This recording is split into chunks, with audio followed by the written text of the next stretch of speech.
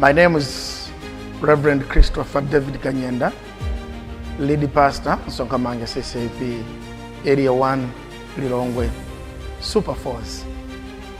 You are welcome to Msongamange CCP, and I encourage you to be liking and subscribing our page. We are on Facebook and YouTube, Twitter, and other avenues. Once again, you are welcome. Thank you. Tili kupitilirabe kuyang'ana chimene nzeru imachita. Timanena kuti kupereka chakhumi mokhulupirika kumatsegula munthu nzeru ku business, ku ntchito, pa khomo ngakhale kuminda. Ndipo dzulo tayamba kuyang'ana nkhani ya abambo awa Solomo, chimene nzeru idachita pa moyo wawo. Koma nzeru ija ikubwera ngati chotsatira chakuti abambowa apereka zodzaza gome.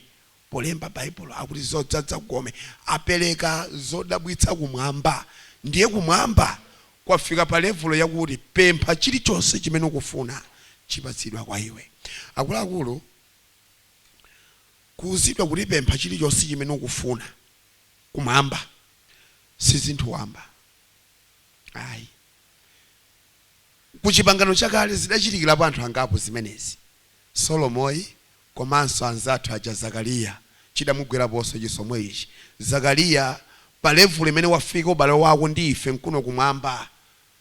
Pemphero lako lilatani Zakariya? Lamveka, udzaona mwana. Solomoni akuchita chisomo chomwecho, pempha chilichonse chimene ukufuna tikupatsa. Chisomo ichi sichidathere kwa anthu amenewa, leronso chilipo. Chifukwa Ambuye Yesu Mateyu 7 akutiuza kuti pemphani ndipo chidzatani kwa inu? Chidzapatsidwa. Usonyeza kuti chisomo ichi choti tipemphe zimene tikufuna kwa Mulungu chisadathe, chilipo ngakhale kwa ife lero. Zikungosowekera kundifeyani pamaso pa Mulungu. Ndifeyani pamaso pa Mulungu. 2 chapter 7 tionanso ulemerero. Should be 2 chapter 9 verse number 13. Chuma ndi ulemerero wa mfumu Solomo. Mutaona zimene zikutuluka kudzera mu nzeru ija. Chuma ndi ulemerero wa mfumu Solomo. 2 chapter 9 verse yake number 13. 2 chapter 9 verse number 13. Chuma ndi ulemerero wa mfumu Solomo. Zimene zikuchitika pa moyo wa Solomo, zimene zikuchitika pa banja la Solomo, zimene zikuchitika mu Israeli, mmene Solomo diet yake pa khomopo ikuyendera. Chifukwa zotuluka kuzopereka zimene Solomo adapereka. 2:9-13. Chuma ndi ulemerero wa mfumu Solomo. Kulemera kwake tsono kwa golide adafika kwa Solomo chaka chimodzi ndiko matalente 500 mphambu 50 kudza 5 a golide. Osawerengera aja adabwera ndi amalonda oyendayenda, amalonda ena ndi mafumu onse a Arabia ndi akazembe a dziko anadza naye golide ndi silver kwa Solomo. Ndipo mfumu Solomo anapanga zikopa 200 za golide wosasantha. Chikopa chimodzi chinathera golide wosasantha masekeli 200. Napanganso malihawo 200. Iyi ndi miyeso imene lero lino ni grams, kilogramu ndi zina zoterozo. Koma mchipangano chakale amalemba miyeso yotero. Amen. 17. Fumu inapanganso mpando wachifumu waukulu wa nyanga na ukuta ndi golide woona.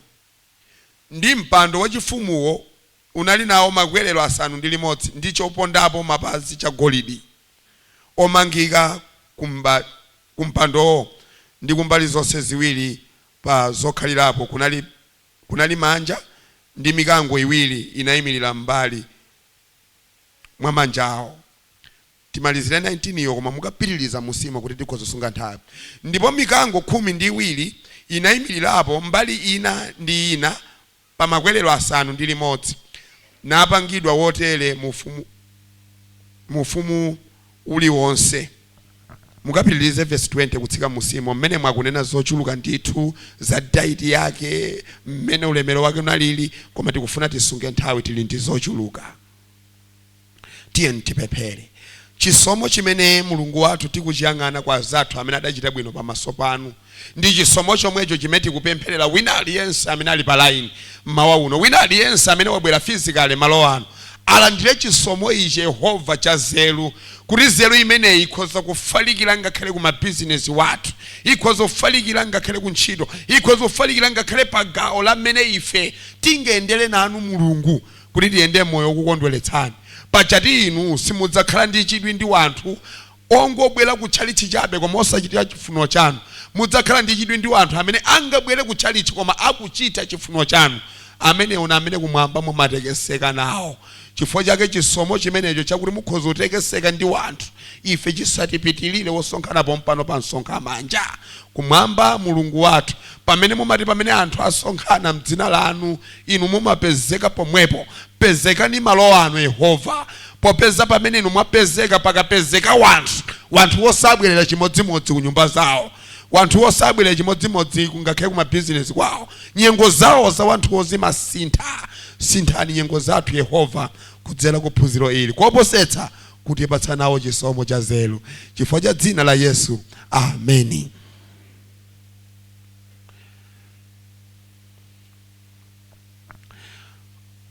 Dzulo tinayamba kuyang'ana zina zimene zinachitikira chimwene amene wa Solomo. Kupereka kwa uwirikiza kumene Solomo adapereka kunatsakula nzeru pa moyo wa munthu uyu, ndipo nzeru iyi idachita zambiri pa moyo wake, idachita zambiri mdziko lake. Ndipo okondedwa 2 chapter 9:13 tawerengayi, akungofotokozera zina zimene zamuzungulira Solomo, kunena kuti ngakhale mpando, design ya mpando wake Solomo.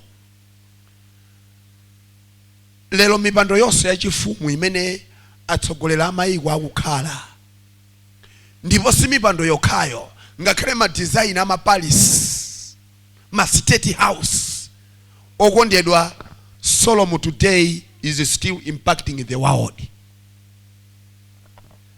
Lero Solomon adakalamulabe dziko lapansi lino chifukwa ma design ama palace, ma state house ambiri design yake ndi yochokera kwa Solomon lero lino.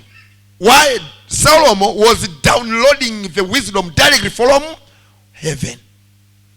Chimene Mulungu wamuza Solomon directly amachita chimenecho. So mu Chingerezi we can say Solomon was downloading direct from heaven.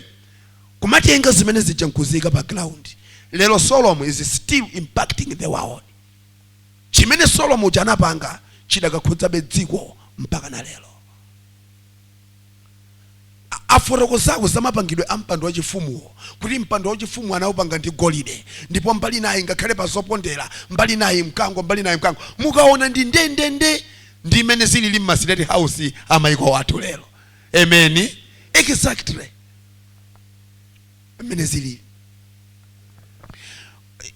Ndimachita chidwi pamene ndimawerenga, tinasira pamene pa timati lero tikapitilizira poyang'anako zimene Solomo zimachitika pa khomo pake kudya diet chabe. Wolemba mawu a Mulungu akuti tsiku lililonse pa khomo la Solomo pamatuluka matumba aufa 100 bags of flour a day. 5,000 kgs of fine flour. Now, agati 1,000 kgs of flour and 5,000 kgs of fine flour. Flour and fine flour zinthu ziwiri zosiyana. Fine flour ufa wosalala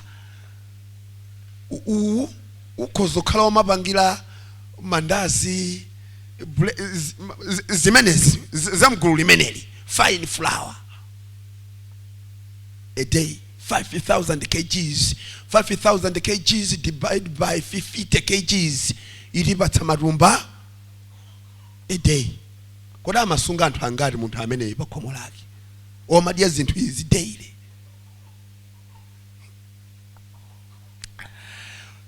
kulephera pamwepo olemba Bible akuti ndiye amapha ng'ombe 10 store fed cattle, ng'ombe zichatima chirudyetsera pa khomo zimene sizipita zokha kokadya koma store feeding cattle zichatima ngozisunga pa khomo kumadyetsera pa khomo pamwepo zimene zicha a day amapha 10.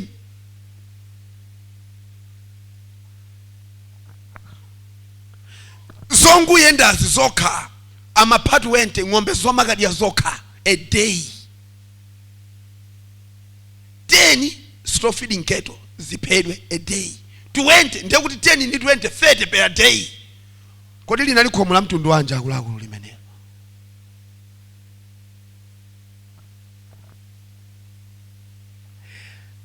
Sakuwerengera rumbuzi ndi nkhosa. Hayi. Chifukwa nkhosa kuti zimaphedwa 100 a day. A day. Nkhosa 100. Nkhuku sadalembe mningo. Potile. Chichonse chokhudzika ndi mbalame kaya nkhuku kaya abakha mmene amaziphera sadalembe adangolemba zikuluzikuluzo. 10 ng'ombe zodyetsedwa pa khomo, 20 zoyenda zokha, 100 nkhosa, 250 kgs ufa pa tsiku. Kodi okondedwa zimenezi kuti muzipange convert into monetary form a day, khomo ili limadya ma thousand angati? Ulemelero wa Mfumu Solomon a day. Hauze na neighbor za tsiku limodzi akuti zimene limodzi. Ndiyo iweyo kumaona kunena kuti pamene yawo akunena kuti amapha ng'ombe 10 store feeding cattle zongo ziyendelas 20 nkhosa 100 a day. Nkumaona zimenezi ni 2000 3000 years ago. Lelo ife pamene ndi malemba umadaburi lelo ifeyo tidakawauza amayi nkhuku yaphedwa nkumauza samalani ruru madzulo ili kwanile koso lelo imodzi iri nkhuku. Haleluya. Imodzi samalani madzulo ili kwanile koso imodzi. Okondedwa kukhala ndi nzeru ndipo onena chichewa amati chuma chowopsa pa dziko lapansi ndi cha nzeru.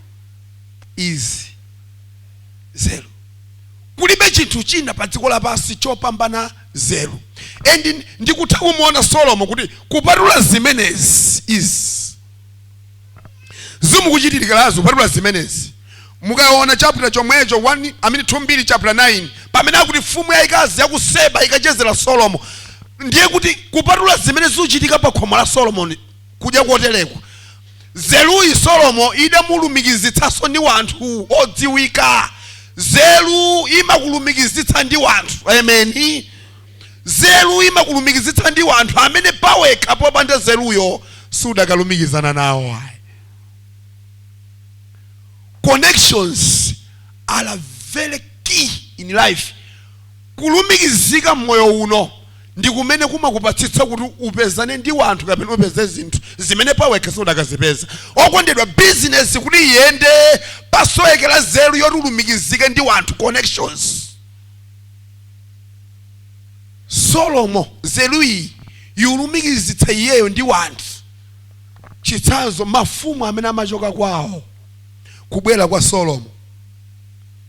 Imodzi mwa mafumu alemba amayi awa, the Queen of Sheba, amayi awawa. Mafumu amene amachoka kwawo kubwera kwa Solomon. Akudzatani kwa Solomon mafumuwa zili ngati muja president wa dziko lina akabwera kwathu kuno. Zingavute zingatani. Njati mtsogoleri wathu wa dziko amenera apeze nthawi yoti ndi mzakeyo alowe mkachipinda awiriwiri. Zimatero? Mmene mtolankhani saloledwamo. Ndi unalokozera khala kuti ndi the first front line ya cabinet koma sizingatheke kulowa nawo. Ndi iyeyo mtsogoleri wathuyi ndi mtsogoleri mzakeyo alowe mchipinda. Bilateral conversation alowe mchipinda. Is akudzatani mafumu kwa Solomon tukonzati mzathu kuchita motani. Kodi ife titani kuti kwathu ndikachite chimwenecho?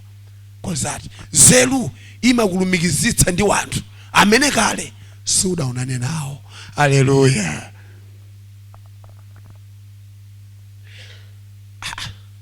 kodi tichitupita kudali ife momuno ine leko zoti tidzakumanapo ndi tichitupita kudali ngati ayi background yathu kumudzi kwa msundu uko kuti tidzakhala ndi platform inoyo yomakhala ndi inu makolo athu muno kumakambirana za Mulungu chisomo cha Mulungu. Haleluya. Zelo imakulumikizitsa ndi wanthu. Zelo ichitsanzo china ndikuyesetsa kuti liveke phunziro limene kuti abusa afuna kuti zelo imachita chani. Chitsanzo china ndikakupatseni. Yosefe ndi mwana mmodzi amene adachita chisomo cholandira nzeru yakumwamba. Kuchokera pa mabadwidwe yake ya mnyamata amene uja Yosefe, among his brothers, among the 12 ana Israel, ana Yakobo, Yosefe ndi mwana amene adachita nzeru, amene adachita chisomo cholandira nzeru yakumwamba. Yosefe chifukwa chake nzeru imakuthandizira kuti uziona zina zimene azako sakuziona. Nzeru mwana uyu Yosefe chifukwa cha nzeru iyi adayamba kuona zimene abale ake onse kuphatikiza bambo wake ndi mayi wake samazitani samaziona. Ndipo akamawauza ndikuona zotere ine amadabwa naye. Ndipo mama wako thupi amati kodi ukufuna udziyese otani pakati pa abale wako samadziwa chimene kumwamba kuluchita pa mwana uyu. Ndi mudzakuyamba kumona maloto dzuwa nyenyezi komanso mwezi nalota zogwadira ine nalota mitolo atiligu yogwadira ine.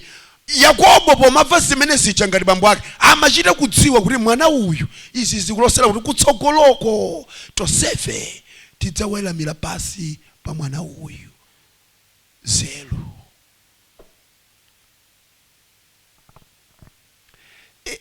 ndichodabwitsa cha Mulungu. Mulungu amanguyang'ana munthu alumikizike ni Yesuyo ampatse zelo. Sayang'ana zoti ndiwe mayi mnyumbamo, sayang'ana zoti ndiwe mwana mnyumbamo. Iye amanguyang'ana kuti iweyo ndi ine tili pa ubale otani nkupereka zelo menemo.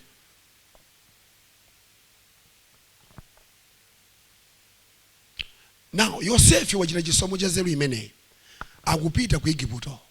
Zelo ija idakali mwa uja iwowo akumuchotsa mbale wawo pakati pawo koma sakudziwa kuti akumuchotsera pamene iye akuchotsa akuchotsa ni nzeru yomwe pa khomo limene lija. Wokondedwa alipo makoma wena akapanda kupemphera kwa mpiri bambo wa khomo limenelo, akapanda kupemphera, akapanda kudzindikira kunena kuti chisomo cha nzeru pa khomo pano chili ndi mayiwa, akapanda kuzindikira na manena mauti manenawo ye mukhoso mapita kwanu mukhozo samuka sazindikira kuti posamuka pa mayi uyu ndi nzeru yomwe yakhomolo yapita nawo. Moyo uno alipo mabanja wena zidachitika zimenezo zimayenda mayiyo alipo khomo pomwepo abambo adangoti kapita ni kwanu amayi inu zinthu zidayimira pomwepo chifukwa amene amapanga download nzeru direct from heaven masamutsa wachoka nzeru yomwe. Haleluya. Masamutsa.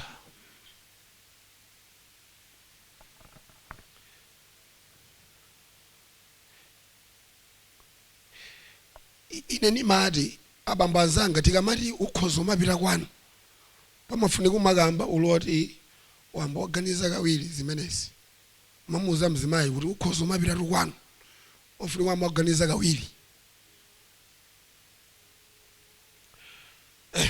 Amen. Tidzasamutsa chisomo.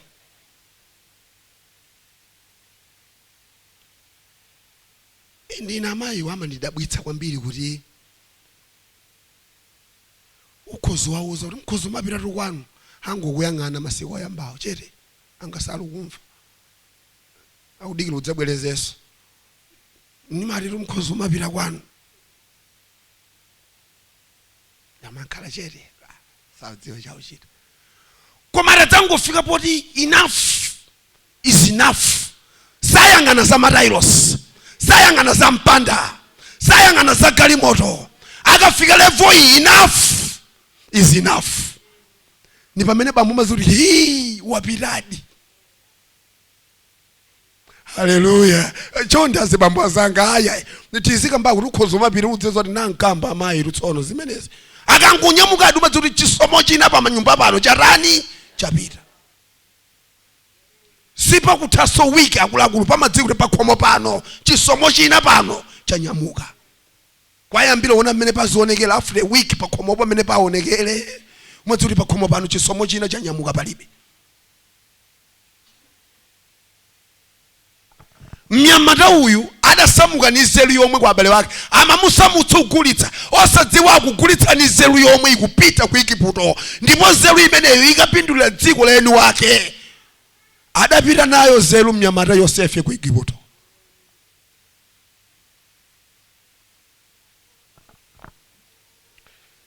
Chimene chundigwira mtima nchani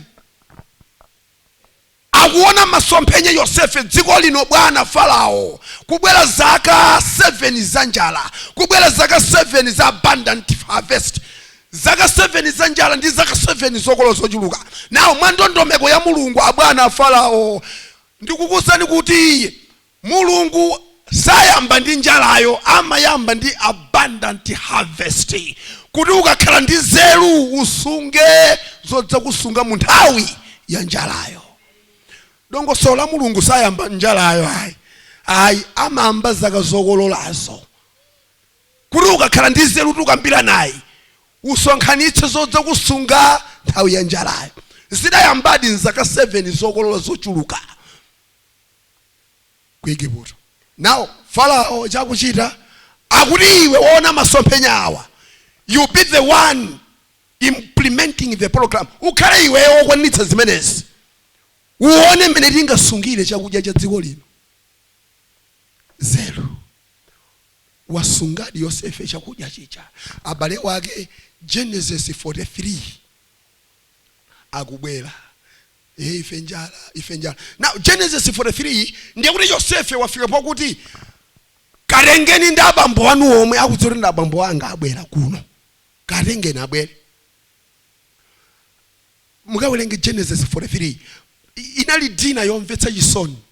Yosefe wairanitsa banja lonse libwere. Now Farao poona mmene Yosefe alili ndi nzeru, mmaganizo mwake munali kuti ngati junior Israel mwana wa mng'ono Yosefe ali ndi nzeru zotere, kuli bwanji azikulu wake amwana uyu ali ndi nzeru zotani?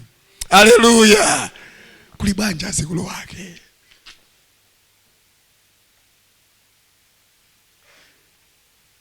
Ndi chifukwa chake Genesis 43 pamene azibale ake wabwera ku Egypt, Farao adalola kuti dina iyi mukudya ndine, chifukwa iye amaona kuti ngati mng'ono wawo mnyamata oyi kang'ono ka mnyamata ka junior Israel kali ndi nzeru zimene kausunga dziko lino, kuli bwanji madoda yawawa ine dina imene ndikudya na mtsogoleri wa dziko kudya dina ndi wanthu wamba akuluakulu sichophweka. Koma Genesis 43 mukamva kuti Farao adadya limodzi chakudya chimene chichi ndazibale wake Yosefe, poganizira kuti nthawi amafuna aonjezere nduna zaboma nthawi. Hello.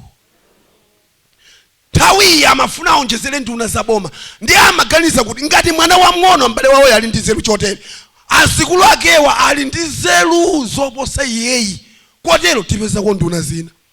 Adafika Genesis 43 ndi ndime imene imandimvetsa chisoni kuti akuluakulu ukasowa nzeru yakumwamba moyo uno. Akuluakulu moyo uno taonapo wanthu akuluakulu akutchula tiwana ting'ono vice versa, mati munthu wamkulu iyeyo pamabadidwe ndiye wamkulu. Koma poona zimene mwana uja auchita, mwana uja umachita kuti munthu wamkulu lino simwazionapo zimenezi.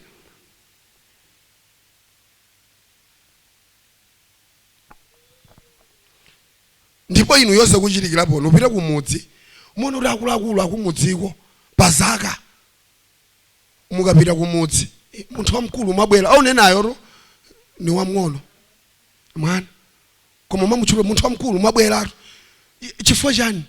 Nzeru. Ndiye Farao nthawi amaganiza kuti atengamo mwayena mwanyamata azibala a Yosefe akhala nduna saboma lake, poganiza kuti ndiye kuti banja lonseli ladalitsidwa ndi nzeru iyi. Ndi adayamba kuwachita interview Farao. Adambira abambo adambira abambo Yakobo, tikudziweni abambo, ndine Yakobo tate wawo wanyamatawa. Chabwino mumachita chiyani? Basi ndine ndabala anyamata amenewa basi. Basi sikoma kwambiri. Ndi adapita kwa mwana woyamba mwanyamata wacha Rubeni. Iwe ndiwe yana Rubeni, ntchito yako umachita chiyani? Ndimaweta ziweto ng'ombe.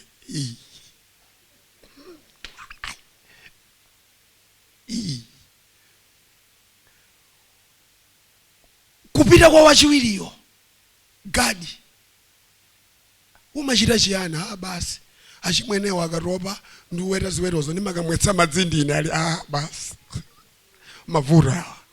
Okondedwa, Genesis 43 akuti zidatelo Farao adangoyang'ana pasi. Sizimene ndimaganiza kuti kupezeka kwa mwana uyu abale wakewa ngoposa iyeyi. Osadziwa kumwamba sikuyang'ana wamkulu sikuyang'ana wang'ono, kumwamba kumayang'ana chimene munthu yo ali pamaso pa Mulungu. Haleluya. Nzeru iyi siyang'ana kuti ndiwe mayi mwana kapena bambo, imangoyang'ana chimene iwe uli pamaso pa Mulungu. Mwana uyu anali wamng'ono koma pamaso pa Mulungu sanali mwana wamba. Adangoyang'ana pasi. Nkumuza Yosefe auze mongane nakale kuti amakusa ziweto asikaweta ziweto zanga basi. Amen.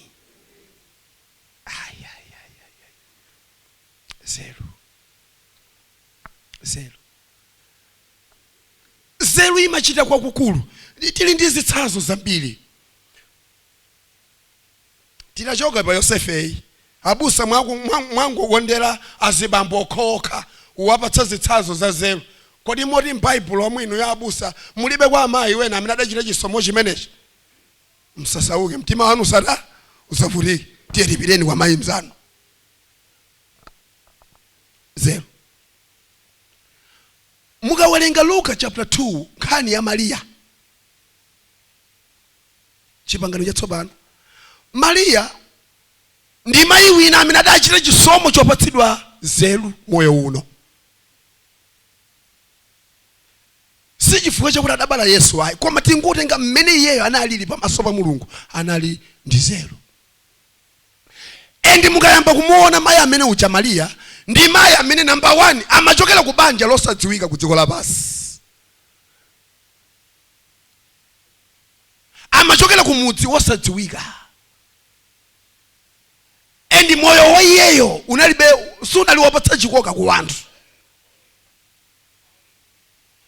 Inu mudziwa ndi wanthu amene wapatsa chikoka kwa anzawo, ndipo tili ndi wanthu amene alibe chikoka. Mwakhamu kuti tielekeza zathu oyimbawa akati audutsapo yoti noyimba kuti wanthu kaya amapita uku koma mitu yonse itembenuka kuyang'ana. Tili ndi wanthu amene amapatsa chikoka anthu anzawo moyo uno. Ndiri ndi wanthu amene alibe chikoka chilichonse, udutsa paiba kuchewukireko loko mmodzi. Ndi mmene zinalili ndi amayi awa, adalibe chikoka cha dziko lapansi. Now amachoka ku mudzi wosadziwika, amachoka ku banja kosadziwika, adalibe chikoka cha dziko lapansi. Afumu wake mudzi samamudziwa, koma wokondedwa chifukwa cha nzeru iyi kumwamba kumamudziwa Maria. Ni matero okondedwa, chisisi chakuti tilandire nzeru mukhale odziwika ndi kumwamba. Musatangwanike nuti dziko likudziweni, musatangwanike nuti banja lanu likudziweni, musatangwanike nuti afumu anu akudziweni. Loko afumu anu atapanda kukudziwani, banja lanu litapanda kukudziwani, okondedwa mudziwika ndi kumwamba. Chimenecho ni chinthu cha mtengo wapatali. Kudziwika ndi kumwamba ni chinthu cha mtengo wapatali. Amen. Please. Kudziwika ndi kumwamba. Chifukwa wosewa amene akupatsidwa nzeru izi, chisisi chako nchakuti amadziwika ndi kumwamba. Dziko lapansi iwo adanena pano si kwathu, ndine mlendo ongugonerawu, ndine odutsa chabe, ndisatangwanike nza dzikoli ndili ndi kwathu. Anthu amene amati akukhala dziko lapansi lino na amati kuno ndine mlendo mongodutsa, ndi amene kumwamba kumapatsa chisomo ichi. Amayi wacha adapatsidwa chisomo cha nzeru. Ine nimatero kuti nimafusa amayi kunyumba kuti amayi, koma moti zona adi kumwamba umapangana zakuti mngelo mmodzi wakumwamba kuno atsike ku dziko lapansi akakumane ni Mariya, mngelo wa Mulungu. Akuti amayi akuti inde utankwatangwanika ndiza kumwamba kumatangwanika ndiweyo. Ende kumwamba kumakhala kulukambirana za mapulani a moyo wako. Ndizimezi kuchitika ni mayi uyuyu. Chokha chakuti anali wodziwika ndi kumwambako. Kumwamba kumatangwanika nukambirana za mmene moyo wake Mariya ukhalire. Mpaka na kutuma mngelo mmodzi mwa ife apite ku dziko lapansi akakumane ndi Mariya amuuze chimene ife kumwamba tichite pa moyo wake. Haleluya. Kuima pamaso pa Ambuye kumakuthandizira kuti kumwamba kuzipangana zimene kuchite pa moyo wako.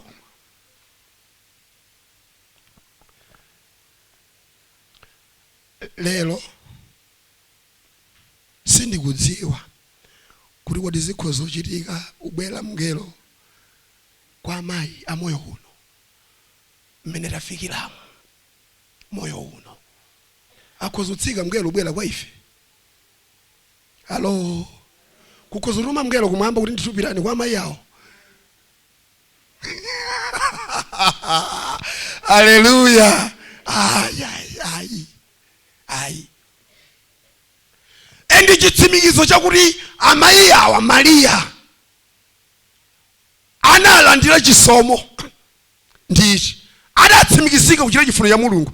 Chokha choti mngelo uja kudzati Mariya uyembekezera. Na nthawi alipo bwezi ni Yosefe. Kuyembekezera kuchitikeko zika chiopsezo bwezi wawo ukutha.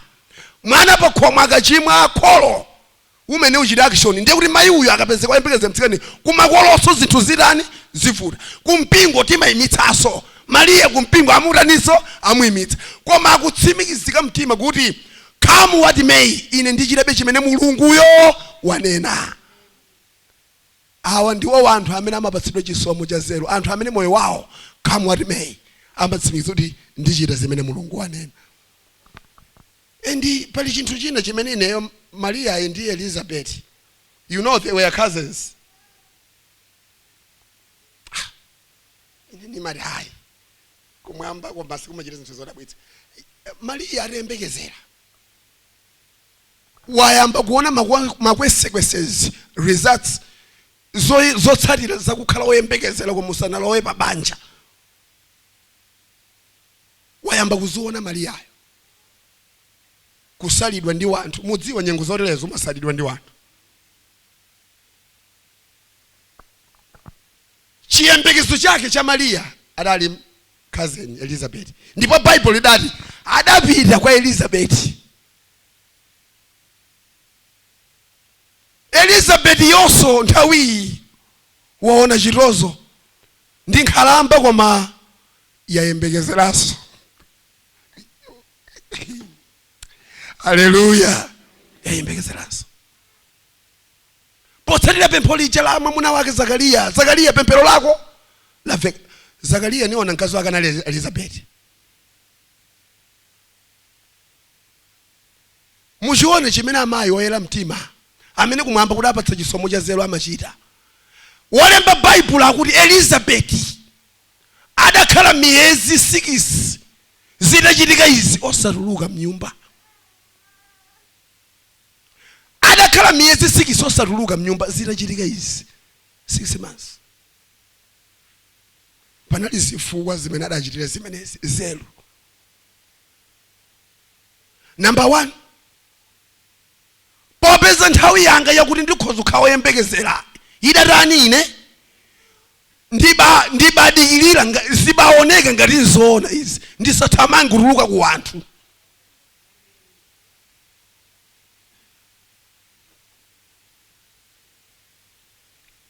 Sisi simachitika lero zayi. Ayi. Kungoti panatengako miyezi chisomo choyembekezeracho panalibe kungochitika woyamba yomweyo. Yambakata musemu wonani. Mumatishiyani. Mnalipa chitoso wonani usanadziwike nkomwe yambakata. Elizabeth chifukwa cha nzeru kumwamba kumuwuza kuti badikilira kaye khala.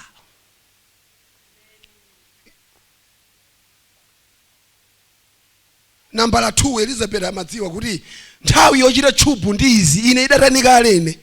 Inata. Zero. Haleluya. Zero. Inu ndinu mboni mmakhala m'malainimu. Chisomo cha mwana chikagwa banja limene anatenga nthawi.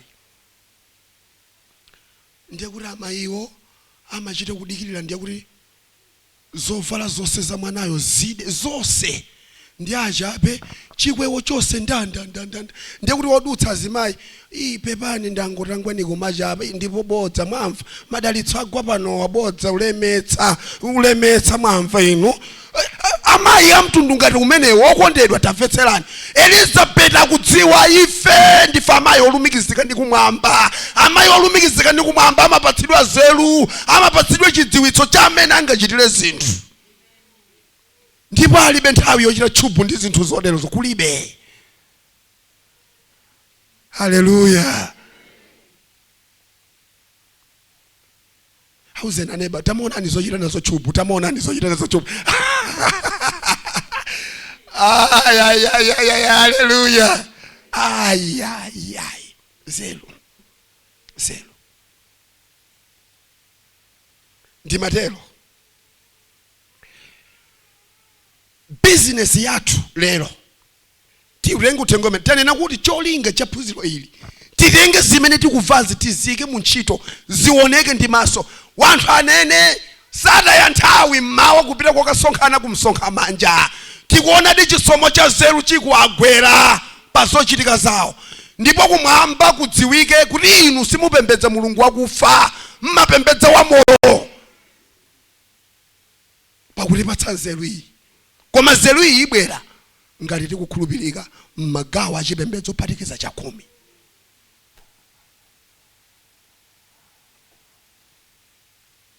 Ndimatero ndikutsimikizireni mulungu wakozeka ndipo ni wokozeka adzakhala wokozeka kukweza ntchito iliyonse imene mukuchita pa moyo wanu. Mulungu uyuyo Yehova ndi wokozeka ndipo wakozeka kuitenga business yanu from the bottom level kupita pa top. Ngati pali condition if ngati mutakhulupirika pa machitidwe ake aza mulunguyo kuphatikiza cha 10.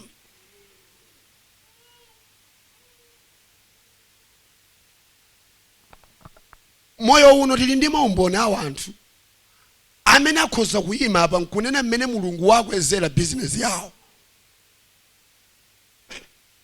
Koma ambiri sangabwere apa nanena zimenezo chifukwa paja zimativuta kusiyanitsa pakati pa umboni wa zimene mulungu watichitira ndi kunyada. Ambiri timuona kuti mzathu akayima apa kuti anene zimene mulungu wamuchitira potuluka ndi nkhani kunjako amafuna kukhenga ndaniwo moti tonse tichite kumva zimene wachitirazo. Ndi ambiri amasankha kukhala cha chete. Koma tili nawo maumboni muno mwenu pakati pathupa ena ali nawo umboni mmene mulungu wachitira ndi business zawo the previous 5 years. Zaka 5 zapitazo mmene business yawo idalili ndi mmene lero ilili ali ndi umboni mulungu wakweza chifukwa chakuti anachita bwino pamaso pa mulungu pagawo la maperekedwe. Vice versa tichite vice versa. The previous 5 years tiliso nawo anthu amene akhoza kunena business yanga mmene imendera zaka 5 yatsika kwa wopsa simene lero zinthu zilili. Tili nawo anthu otero zonsezo zakuona pamene akuchitira pamagawo amaperekedwe kwa mulungu. So mulungu wakozeka abambo amayi nyamata nsikana kuti chitira chilichonse chimene moyo wathu tingafune pa business yathu kuyikweza imeneyo wakozeka. Koma choti chitsitse dalitso limenelo tisanachite dalitso limenelo lotsitsidwa ndi zinthu ziwiri: kupereka kwa khulupirika pamaso pa Mulungu, moyo wokhulupirika pamaso pa Mulungu m'magawo onse. Kupereka chabe osadziwa Yesu kulibenso chani chiro, koma pereka ulotembenuka mtima. Number 2, moyo wokonda pemphero numene umatsitsa dalitso kuti libwere. Alo, moyo wokonda pemphero. Mzathu wina adatelo akuti prayer is like currency in the kingdom of God. Prayer is like currency in the kingdom of God. Akuti ndalama ili ngati pemphero mu ufumu wa Mulungu.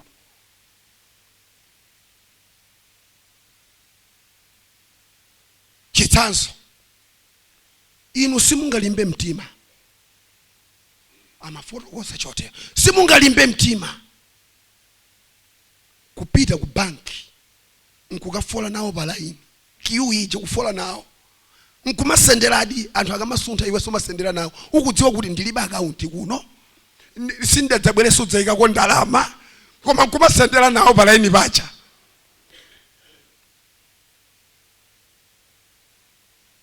Zili bwino murumu munthu zilele wakondedwa ulibe akaunti ku bankiyo sudakaike ngati ulibe ndi akaunti ndero kusudakaike ko ndalama koma nkukafola nawo palaini kumati ndifuna ndalama sizingatheke. Ndipo ndikuti tsikulo zinthu zakusokonekera mmutu.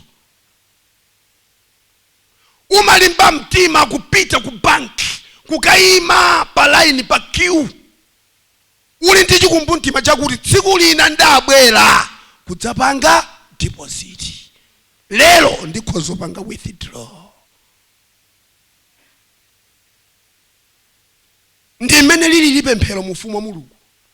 Okondedwa, kutsitsa dalitso lanu pa business, kutsitsa dalitso lanu ku ntchito, kutsitsa dalitso lanu ku munda, zikudalira chimene inu yomuli pamaso pa Mulungu.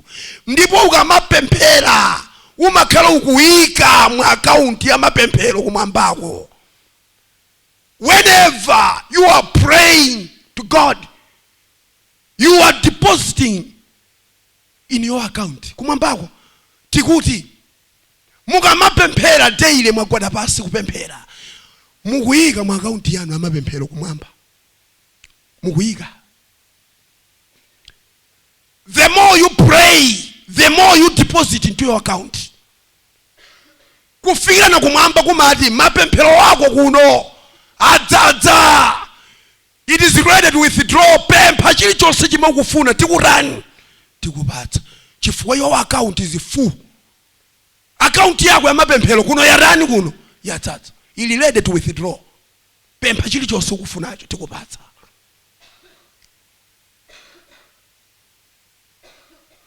Koma account yo mulibe chilichonse ya dry kumwambako.